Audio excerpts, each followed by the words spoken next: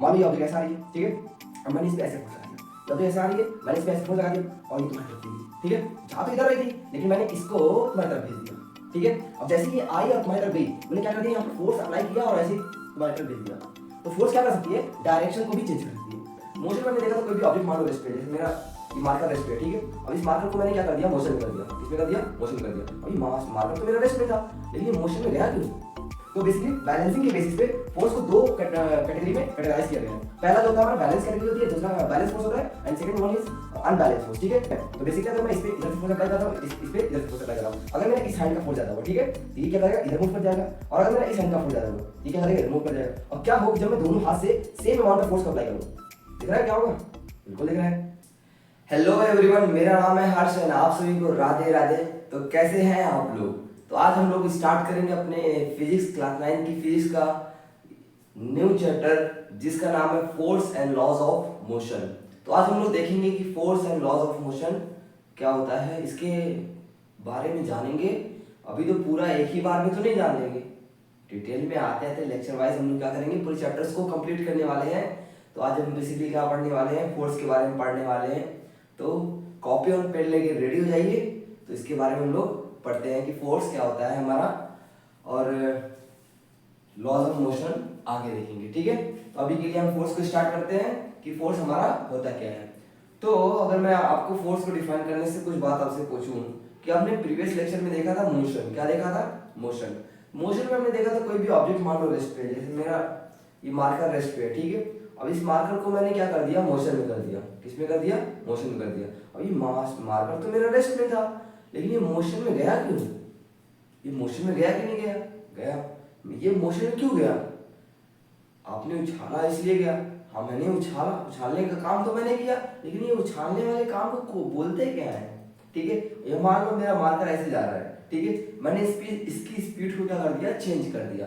मान लो ये मेरा मार्कर कुछ इस स्पीड से जा रहा है, ठीक है। अब मैंने क्या कर दिया, इसकी स्पीड को बढ़ा दिया या फिर इसकी स्पीड को घटा दिया। तो ये फिर हो कैसे रहा है, यानी कि मैंने, हाँ मैं ये मानता हूँ, साफ साफ तुमको दिख रहा है, मैं भी मानता हूँ, ठीक है, कि मैंने इसको उछाला, ठीक है।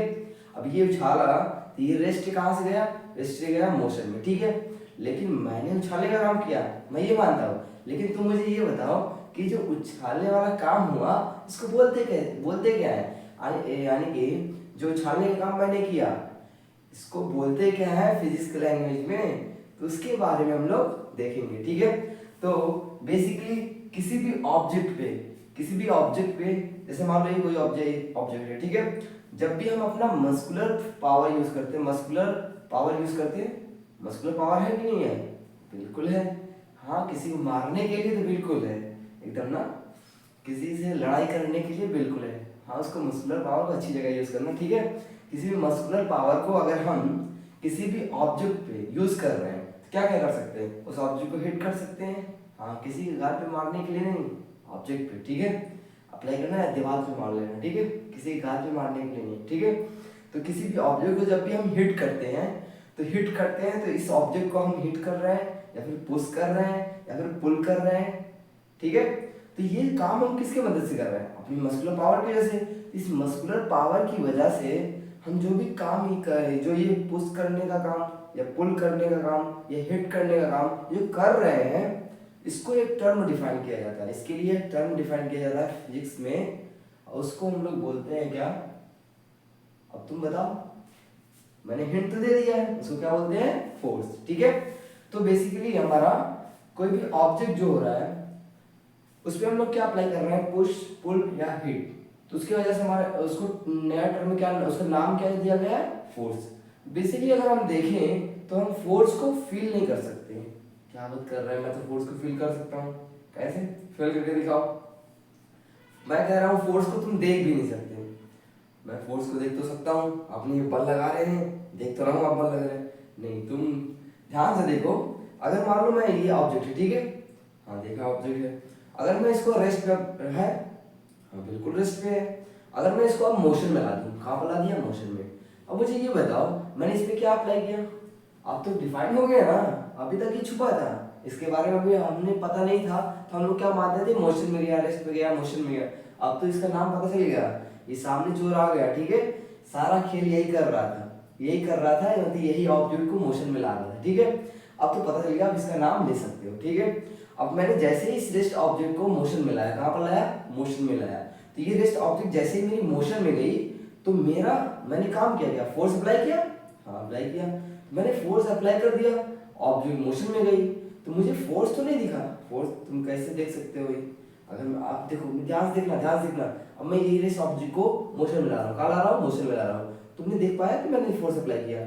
हाँ बिल्कुल देखा, आपने ऐसे किया। अरे ये तो मैं अपने हाथ को मूव किया ना, मैंने फोर्स को अप्लाई किया। बाकी ये फोर्स को जैसे ही अप्लाई किया, ये मेरी ऑब्जेक्ट क्या हुई, मोशन में गई। मेरी ऑब्जेक्ट मोशन में गई, हमने फोर्स के इफेक्ट को देखा, यानी कि फोर्स अप्लाई करने के बाद इस ऑब्जेक्ट में क्या चेंजेस आए, मूवमेंट का चेंजेस आए। यानी फोर्स के इफेक्ट को हम देख सकते हैं लेकिन फोर्स को नहीं देख सकते। सिमिलरली फोर्स को हम फील भी नहीं कर सकते लेकिन उसके इफेक्ट को फील कर सकते हैं। मान लो कहीं पर हमने ज्यादा फोर्स लगा दिया तो ऑब्जेक्ट का साइज चेंज हो गया, तो हम फील कर सकते हैं कि फोर्स उस पर ज्यादा लगा होगा, इसलिए उसका साइज क्या हो गया, चेंज हो गया। यानी फोर्स के इफेक्ट होने के बाद हमें महसूस होता है, या फिर फोर्स के हो जाने के बाद हमें दिखता है कि फोर्स लग चुका है। लेकिन फोर्स जब लग रहा है या फिर जब वो इफेक्ट करता है, उस टाइम पे हमें फोर्स दिखाई नहीं देता है, यानी फोर्स में कोई चेंजेस आ रहे हैं या फिर फोर्स को हम फील नहीं कर सकते। तो बेसिकली हमारा फोर्स क्या होता है, फोर्स होता है हमारा पुश, पुल और हिट, यानी किसी भी ऑब्जेक्ट के ऊपर अ पुश और पुल और an object is known as force on that object. यानी कि किसी भी ऑब्जेक्ट के ऊपर अगर हम फोर्स पुशिंग या पुलिंग कर रहे हैं, पुश करने का काम कर रहे हैं या पुल करने का काम कर रहे हैं या उसको हिट कर रहे हैं, तो इसका मतलब क्या है, हम उस ऑब्जेक्ट के ऊपर क्या कर रहे हैं, फोर्स को अप्लाई कर रहे हैं। तो ये हमारा बेसिकली क्या है, फोर्स क्या है, एक पुश और पुल को ही हम लोग क्या बोलते हैं, फोर्स बोलते हैं। ठीक है, तो बेसिकली बैलेंसिंग के बेसिस पे फोर्स को दो कैटेगरी में कैटेगराइज किया गया है। पहला जो होता है हमारा बैलेंस कैटेगरी होती है, दूसरा बैलेंस फोर्स होता है, and second one is unbalance force. ठीक है, तो दो टाइप्स के होते हैं। पहला क्या होता है हमारा, पहला होता है हमारा balance force and second one is unbalance force. दूसरा क्या होता है, अनबैलेंस फोर्स। अब बात करते हैं बैलेंस फोर्स क्या होता है और अनबैलेंस फोर्स क्या होता है। हाँ, नाम से ही पता चल रहा है, हाँ कितनों ने तो आइडिया लगा लिया होगा कि बैलेंस फोर्स क्या होता है और अनबैलेंस फोर्स क्या होता है। इसके नाम में क्लियर लग रहा है बैलेंस, और सबने जानते हो कि हाँ हमें अपने लाइफ में बैलेंस बना के चलना चाहिए। साइकिल को बैलेंस बना के चलाएंगे तो साइकिल चलेगी, वरना अनबैलेंस हुई तो हम भी अनबैलेंस हो जाएंगे, सब कुछ हमारा अनबैलेंस हो जाएगा। ठीक है, ये तो सबने देखा होगा। तो बैलेंस फोर्स क्या होता है, अनबैलेंस फोर्स क्या होता है, इसको थोड़ा सा समझते हैं। जैसे मान लो कोई भी ऑब्जेक्ट है, ठीक है, कोई भी ऑब्जेक्ट है, अगर ये ऑब्जेक्ट है तुम्हारी, ऑब्जेक्ट नहीं है डब्बा, अरे डब्बे कोई ऑब्जेक्ट मतलब कुछ भी हो सकता है। ठीक है, तो ऑब्जेक्ट है तुम्हारा, इस ऑब्जेक्ट में मैंने फोर्स लगा दिया, क्या लगा दिया, फोर्स लगा दिया। अब ये फोर्स इधर से मैंने लगा दिया, मान लो 5 न्यूटन का।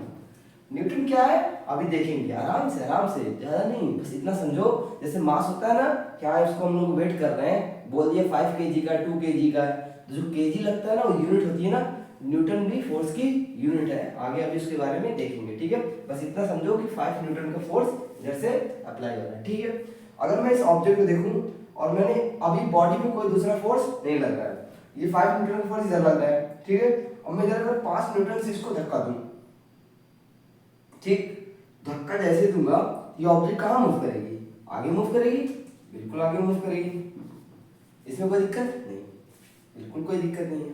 अगर मैं इसी ऑब्जेक्ट पे इधर से भी फोर्स अप्लाई कर दूं, क्या कर दूं, इधर से भी फोर्स अप्लाई कर दूं, मान लो ये फोर्स है मेरा 2 न्यूटन का, कितना है, 2 न्यूटन का। तो अब ये फोर्स ज्यादा लग रहा है, ये फोर्स कम लग रहा है, अभी भी ऑब्जेक्ट इधर मूव करेगी, इधर ज्यादा लग रहा है, इधर बहुत धीरे से लग रहा है, मैं इधर जोर से लगा रहा हूँ, इधर क्या धीरे से लगा रहा हूँ। अब जिस साइड जो बहुत ताकत से लगाया उसी साइड ऑब्जेक्ट मूव कर जाएगी, यानी ये ऑब्जेक्ट इधर ही मूव कर जाएगी। अब देखो ध्यान से, अगर ये ऑब्जेक्ट इधर मूव कर जा रही है तो इधर का फोर्स ज्यादा है, इधर फोर्स कम है। लेकिन क्या हो कि अगर मैं इसको भी 5 न्यूटन कर दूं, क्या कर दूं, 5 न्यूटन का फोर्स अप्लाई कर दूं इधर से भी, अब क्या होगा, अब क्या होगा, हाँ थोड़ा सोचो, अब क्या होगा, मैंने इधर से 5 न्यूटन का फोर्स दे दिया और इधर से भी क्या कर दिया, 5 न्यूटन का फोर्स अप्लाई कर दिया। अब दोनों साइड से मैंने 5 न्यूटन का फोर्स अप्लाई कर दिया। अब अगर देखा जाए तो बेसिकली अगर मैं इस पे इधर से फोर्स अप्लाई कर रहा हूँ, इस पे इधर से फोर्स अप्लाई कर रहा हूँ, अगर मेरा इस हैंड का फोर्स ज्यादा हुआ, ठीक है, तो ये क्या करेगा, इधर मूव कर जाएगा। और अगर मेरा इस हैंड का फोर्स ज्यादा हुआ, तो ये क्या करेगा, इधर मूव कर जाएगा। और क्या हो कि जब मैं दोनों हाथ से सेम अमाउंट ऑफ फोर्स को अप्लाई करूँ, दिख रहा है क्या होगा, बिल्कुल दिख रहा है। मार्कर मेरा रेस्ट पे आ गया, बिल्कुल दिख रहा है। आपने रेस्ट पे इसको लाया है, अरे हाँ लाया है, मैं मान रहा हूँ लाया है, मैंने फोर्स अप्लाई किया, equal amount of force apply किया है, कोई दूसरा इसको नहीं लाया, मैं मान रहा हूँ। तुम मुझको क्यों इतना बोल ले रहे हो, ठीक है। अब मैंने इस पे इक्वल अमाउंट ऑफ फोर्स को अप्लाई किया, तो ये क्या हो गया, रेस्ट पे आ गया। इसी सेम अमाउंट ऑफ फोर्स इधर से भी अप्लाई हो रहा है, सेम अमाउंट ऑफ फोर्स इधर से भी अप्लाई हो रहा है, तो इक्वल अमाउंट ऑफ फोर्स हम दोनों साइड से अप्लाई कर रहे हैं, ये ऑब्जेक्ट क्या आ रही है, क्या कहां पर आ जाएगी, रेस्ट पे आ जाएगी, ठीक है। दोनों साइड से इक्वल अमाउंट ऑफ फोर्स लग रहा है, तो ऑब्जेक्ट कहां पे आ जाएगी, रेस्ट पे आ जाएगी हमारी। तो यहां पर क्या ऑब्जेक्ट आ गई, रेस्ट पे आ गई। अब ये रेस्ट पे आ गई तो मूव कर रही है, नहीं मूव कर रही है, यानी कि फोर्स जो हो गया हमारा बैलेंस हो गया। जब भी कोई भी ऑब्जेक्ट बैलेंस हो जाए तो उसको हम लोग बोलते हैं बैलेंस फोर्स लग रहा है। हाँ, ये डिफिनेशन तो कुछ हम ही बना सकते थे, और मैं थोड़ा सा और डिफाइन करता हूँ, ठीक है। अब इसको मैं थोड़ा सा और डिफाइन कर देता हूँ। When equal amount of force, क्या equal amount of force, equal amount of force, equal amount of force applied, equal amount of force applied with opposite sides, with opposite side. ये क्या लिख दी, समझा रहा हूँ, ज्यादा ज्यादा ना सोचो, ज्यादा प्रॉब्लम भी मत लिया करो अपने आप को, ठीक है। इधर से 5 न्यूटन है, मैं यहाँ पर हूँ समझाने के लिए, ठीक है। इधर से 5 न्यूटन है, इधर से भी 5 न्यूटन है, ये इक्वल अमाउंट ऑफ फोर्स है कि नहीं, बिल्कुल है। Applied with opposite sides. अब बताओ, ये इसका ये साइड है, इसका अपोजिट साइड कौन सा होगा, अपोजिट मतलब उसके जस्ट अपोजिट उल्टा वाला साइड, इसके जस्ट अपोजिट साइड कौन सा, ये। इसका अगर अपोजिट साइड से फोर्स लग रहा है, वो भी इक्वल अमाउंट की फोर्स लग रहे हैं, तो वो ऑब्जेक्ट को मूव नहीं होने देंगे, यानी ऑब्जेक्ट को रेस्ट पे ला देंगे। ऐसे फोर्सेस को हम लोग बोलते हैं बैलेंस फोर्स। यानी जब भी किसी भी ऑब्जेक्ट पे हमारा इक्वल अमाउंट ऑफ फोर्स लगे दोनों साइड से, तो हमारा क्या होता है, बैलेंस फोर्स। और उस कंडीशन में हमारी जो ऑब्जेक्ट होता है, जो भी ऑब्जेक्ट होती है या फिर होता है, वो हमारा क्या होता है, बैलेंस होता है, यानी कि रेस्ट पे होता है, मूव नहीं करता है। वहीं पर बात करते हैं अपने दूसरे फोर्स की, जो कि अनबैलेंस। हाँ, बैलेंस समझा दिया, अनबैलेंस अब तुम लोग समझा सकते हो, मुझको समझा सकते हो, तुम लोग इतने कैपेबल हो गए हो कि तुम लोग मुझको समझा सकते हो। अनबैलेंस फोर्स का मतलब है, हाँ जो तुम सोच रहे हो वो मैं वही बताने जा रहा हूँ, ठीक है। थोड़ा ध्यान से सब रखो, पेशेंस पेशेंस। अब देखो ध्यान से, मैं इधर से क्या कर रहा हूँ, 5 न्यूटन का फोर्स अप्लाई कर रहा हूँ, क्या कर रहा हूँ, 5 न्यूटन का फोर्स अप्लाई कर रहा हूँ, ठीक है। अब ये ऑब्जेक्ट पे इधर मूवमेंट होगी, बिल्कुल इधर मूवमेंट होगी। मान लो इधर से मैं थोड़ा सा इधर 10 न्यूटन का फोर्स अप्लाई कर रहा हूँ, और इधर से क्या कर रहा है, 5 न्यूटन का फोर्स अप्लाई कर रहा हूँ, ठीक है। और मान लो इधर से 2 हाथी बल लगाएंगे, और मान लो इधर से 1 हाथी बल लगा रहा है, हाँ बेचारा ऑब्जेक्ट तो पिघला हो जाएगा, ठीक है। अरे मान लो कोई बड़ी सी आयरन बॉक्स है, बहुत बड़ा आयरन बॉक्स है, ठीक है। इधर से 2 हाथी ताकत लगा रही है, इधर से 1 हाथी ताकत लगा रही है, तो 2 हाथी का ताकत है वो ज़्यादा लगेगा, और 1 हाथी का ताकत कम लगेगा। 2 हाथी मिलकर बॉक्स को इस साइड धक्का दे देंगी, और 1 हाथी कम ताकत लगाएगी, 2 हाथी का ताकत ज़्यादा है, तो ये इधर ही जाएगा बॉक्स ना, बिल्कुल इधर जाएगा। तो इससे क्या पता चलता है कि ये ऑब्जेक्ट क्या कर गई, मूव कर गई। ऑब्जेक्ट कहाँ कर गई, इस साइड मूव कर गई, इस साइड क्या कर गई, मूव कर गई, इस साइड इसका मूवमेंट हो गया, यानी कि ऑब्जेक्ट रेस्ट पे है नहीं। फोर्स लगने के बाद इक्वल अपोजिट फोर्स लग रहे हैं, उसके बाद भी ऑब्जेक्ट रेस्ट पे है नहीं है, क्या हो गया, मूवमेंट हो गया। और मैंने कंडीशन क्या दी थी बैलेंस फोर्स की, पहली बात तो अपोजिट डायरेक्शन में लगेंगे, ये भी अपोजिट लग रहे हैं। अब देखो दूसरी कंडीशन क्या दी थी, इक्वल अमाउंट ऑफ फोर्स लगेंगे, ये इक्वल है नहीं, बिल्कुल नहीं, इधर से 10 लग रहा है, इधर से 5 लग रहा है। तो देखिए हमने क्या कर दिया, ऑब्जेक्ट क्या हो गई, मूव कर गई। यानी जब ऑब्जेक्ट रेस्ट पे रहती तो हमारा बैलेंस फोर्स अप्लाई होता है, उस कंडीशन में हमारी ऑब्जेक्ट क्या रहती है, रेस्ट पे रहती है। लेकिन यहाँ पर मूवमेंट हो रहा है, यानी फोर्स कहीं ना कहीं अनबैलेंस है, यानी कि फोर्स कहीं ना कहीं कम और ज्यादा है। यानी किसी भी ऑब्जेक्ट पे अगर हम equal opposite side force apply कर रहे हैं, तो हमारी अगर किसी भी साइड की फोर्स हाई हुई और किसी भी साइड की फोर्स लो हो गई, यानी इफ एक साइड की फोर्स हाई है एंड अदर साइड की फोर्स क्या है, लो है, देन उस कंडीशन में क्या होती है, हमारी फोर्स क्या होती है, अनबैलेंस होती है। अगर हमें बैलेंस फोर्स चाहिए तो दोनों साइड का क्या करना पड़ेगा, हमें इक्वल अमाउंट ऑफ फोर्स लगानी पड़ेगी। और अगर हमारी अनबैलेंस फोर्सेस अप्लाइड है ये अपोजिट साइड्स में, उसको बोलते हैं अनबैलेंस फोर्स। और जो फोर्स हाइयर होती है, ये क्या है, हमारी हाई फोर्स है, और ये क्या है, हमारी लो फोर्स है।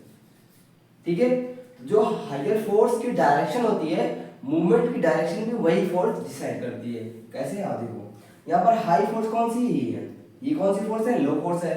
अब हाई फोर्स की डायरेक्शन क्या ये है, यानी हाई फोर्स की डायरेक्शन क्या ये है, मूवमेंट किधर होगी, इधर ही होगी। यानी कि which force have high magnitude they decide the direction of motion. यानी जिस भी फोर्स की डायरेक्शन, कोई भी ऑब्जेक्ट है उसकी डायरेक्शन ऑफ मोशन कहाँ होगी, वो डिसाइड कौन करेगा, ग्रेटर फोर्स। यानी जो भी फोर्स अप्लाइड हो रही है बॉडी पे, जो मैक्सिमम फोर्स होगी जिस डायरेक्शन में, उस डायरेक्शन में बॉडी क्या कर जाएगी, मूव कर जाएगी। तो यहाँ पर जो हाई फोर्स डायरेक्शन है वो क्या करेगा, डिसाइड करेगा मूवमेंट की डायरेक्शन को।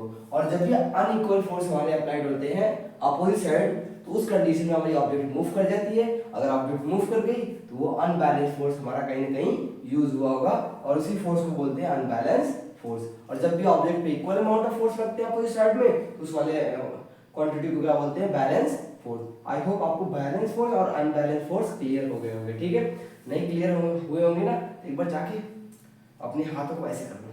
ठीक है, अब ऐसे कर लो, दोनों साइड से इक्वल अमाउंट ऑफ फोर्स लगाओ, देखो मूवमेंट होंगे ही नहीं हो रहा है ना।